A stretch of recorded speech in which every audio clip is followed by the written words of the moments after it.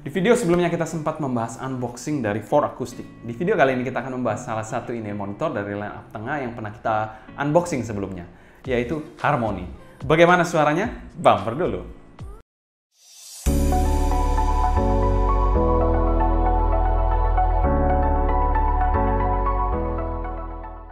Halo semua, selamat datang di channel Sound Dignity bersama dengan saya Sebastian yang seperti biasa akan sharing info dan racun mengenai dunia personal audio, baik itu audio portable ataupun desktop audio.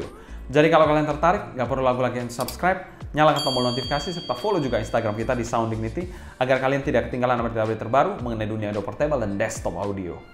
For Acoustic sendiri merupakan brand dari Jerman yang sebelumnya belum pernah bermain di dunia in-ear monitor, tapi akhir-akhir ini mereka mulai bermain di dunia in-ear monitor.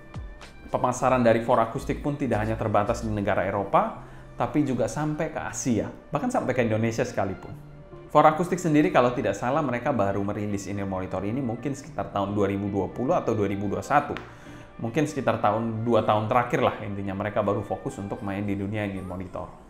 Di hadapan kita adalah For Acoustic Harmony yang menggunakan dua jenis driver atau hybrid, yaitu satu dynamic driver 9 mm dan dua balance armatur. Yang pertama adalah Knowles, yang kedua adalah BFK series. Jadi dua balance armatur dan satu dynamic driver.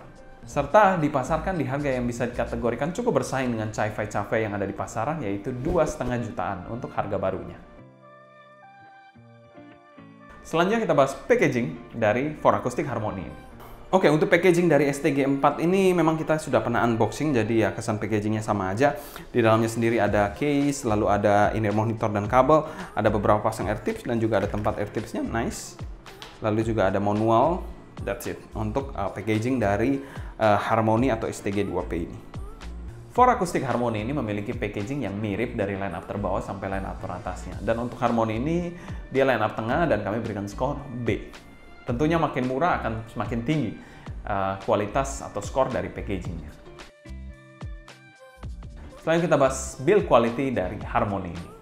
Untuk build quality dari Harmony ini dia memiliki housing menggunakan resin bahan berwarna hitam seperti ini. Kalian bisa lihat most partnya ini berwarna hitam yang cukup transparan. Lalu ada tulisan Harmony dan marking R, di sebelahnya itu ada marking R dan L-nya. Jadi kalau kita lihat di sini juga bagian nozzle-nya ini nozzle-nya berbahan metal, jadi berbeda dengan bahan housing-nya yang resin.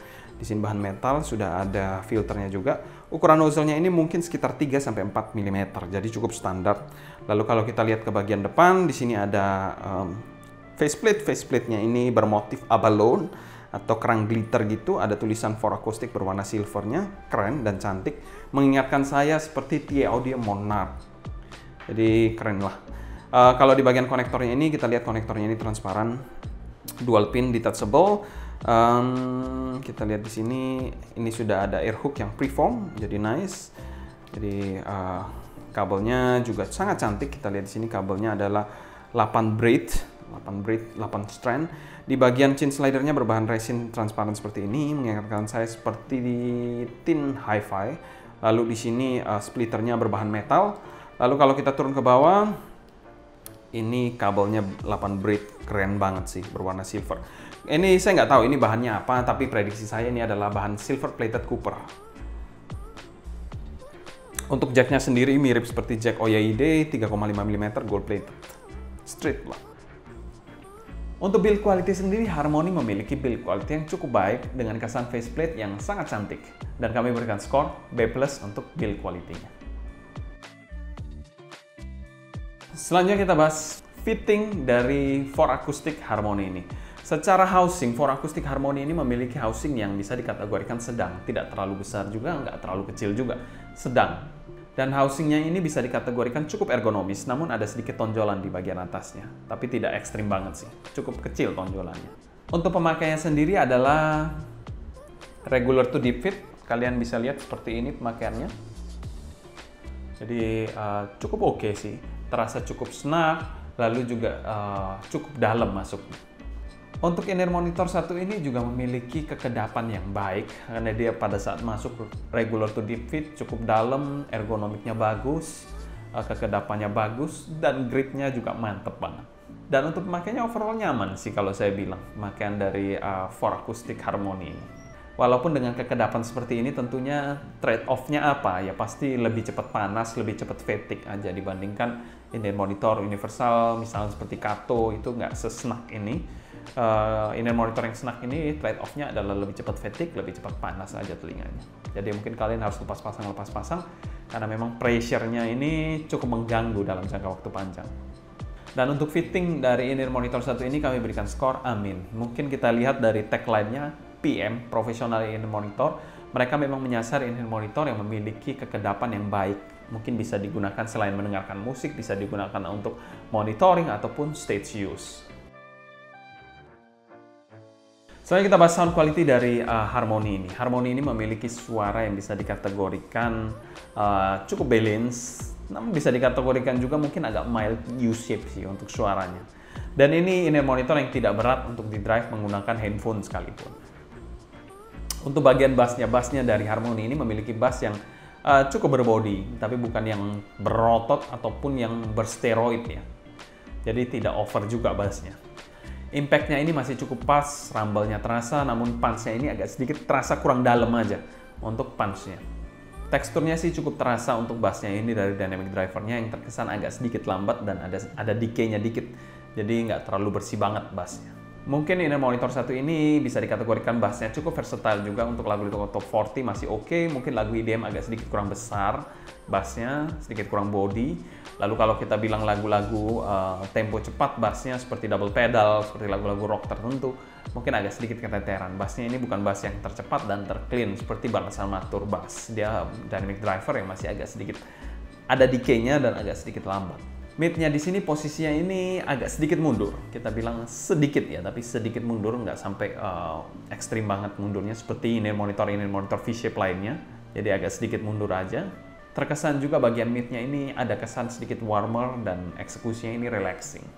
Jadi tidak sampai nyerang ataupun terlalu agresif, no. Jadi mid-nya ini terkesan lebih relaxing, ke arah relaxing. Untuk male vokalnya ini memiliki body yang pas, berbobot, dan juga emosinya ini dapat tersampaikan dengan baik. Untuk female vokalnya dirender dengan cukup baik, memiliki body yang pas, walaupun menurut saya agak sedikit kurang lepas, tapi somehow everything is good dan bebas dari shouty ataupun sibilance di in-ear monitor satu ini.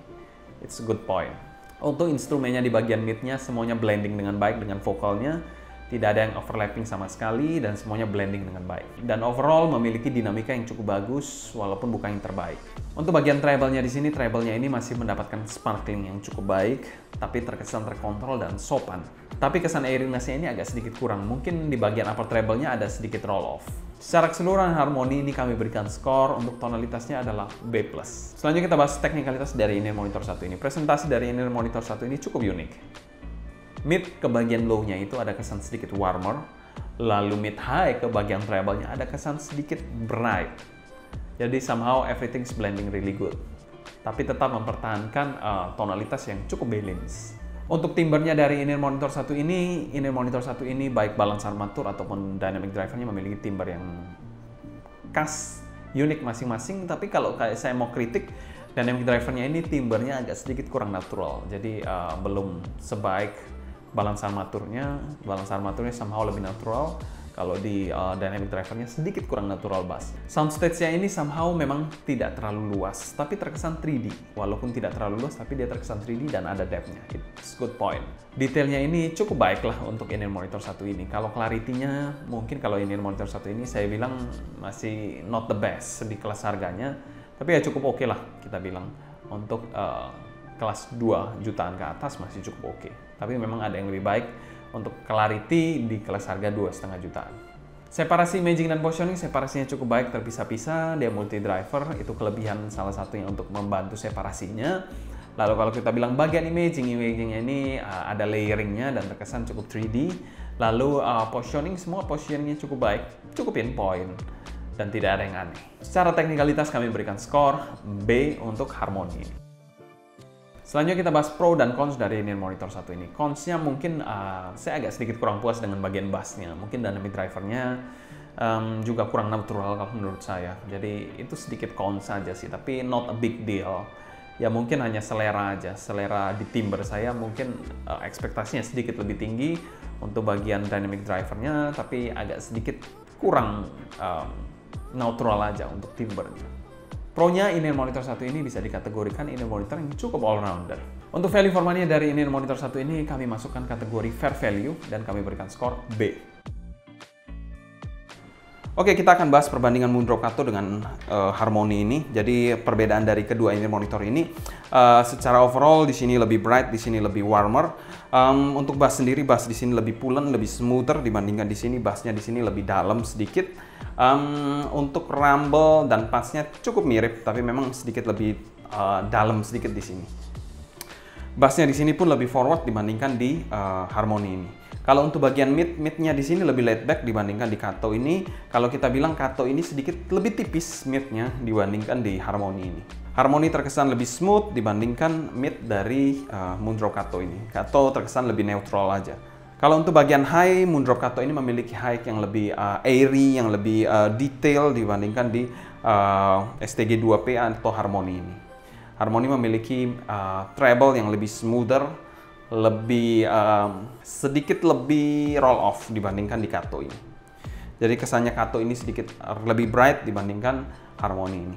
Kalau untuk teknikalitas, Kato menang di clarity, menang juga di sedikit menang di detail. Kalau di sini mungkin menang di separasi.